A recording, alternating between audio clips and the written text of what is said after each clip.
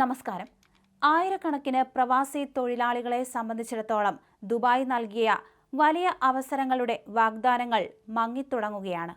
ഇറാനുമായുള്ള US-ഇസ്രായേൽ യുദ്ധം ഗൾഫ് മേഖലയിലേക്ക് പടർന്നതിന് പിന്നാലെ പ്രവാസികളുടെ ജീവിതം കടുത്ത പ്രതിസന്ധിയിലാണ്.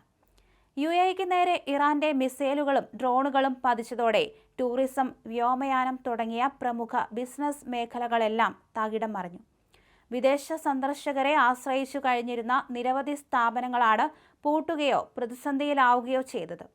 ഇതോടെ ആയിരക്കണക്കിന് പ്രവാസികൾക്ക് ജോലികൾ നഷ്ടപ്പെടുകയും ശമ്പളം വെട്ടിക്കുറയ്ക്കുകയും ചെയ്തു. ഈ സാമ്പത്തിക മാന്ദ്യം താൽക്കാലികം മാത്രമാണെന്ന് UAE അധികൃതർ അവകാശപ്പെടുന്നുണ്ടെങ്കിലും സാധാരണക്കാരായ തൊഴിലാളികൾ അനുഭവിക്കുന്ന യാഥാർത്ഥ്യം മറ്റൊന്നാണെന്നാണ് അന്താരാഷ്ട്ര മാധ്യമമായ ദി ന്യൂയോർക്ക് ടൈംസ് റിപ്പോർട്ട് ചെയ്യുന്നത്.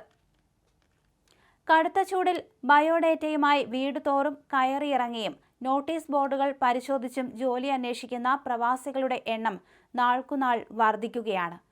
പല സാധാരണക്കാരായ തൊഴിലാളികൾ താമസിക്കുന്ന ക്വാർട്ടേഴ്സുകളിലും സമാനമായ കാഴ്ചയാണ് ഇപ്പോൾ കാണാൻ സാധിക്കുന്നത്.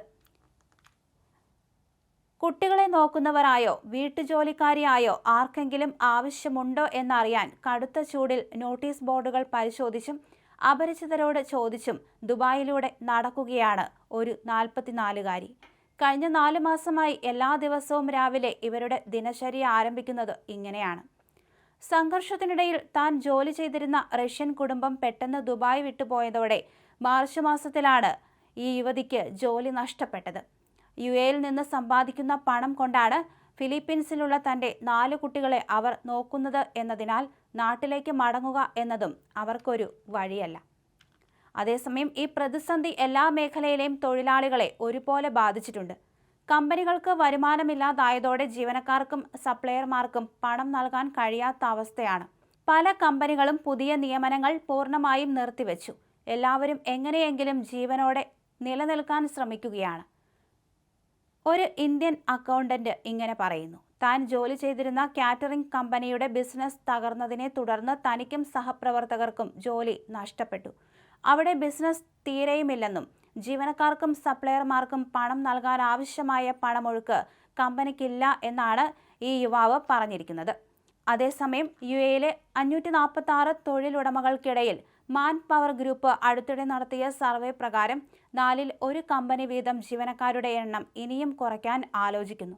കൂടാതെ 3-ൽ 1 കമ്പനികൾക്കും പുതിയ നിയമന പദ്ധതികൾ ഒന്നും തന്നെയില്ല. ജോലി നിലനിർത്താൻ കഴിഞ്ഞ പ്രവാസികളുടെ അവസ്ഥയും ഒട്ടും സുരക്ഷിതമല്ല.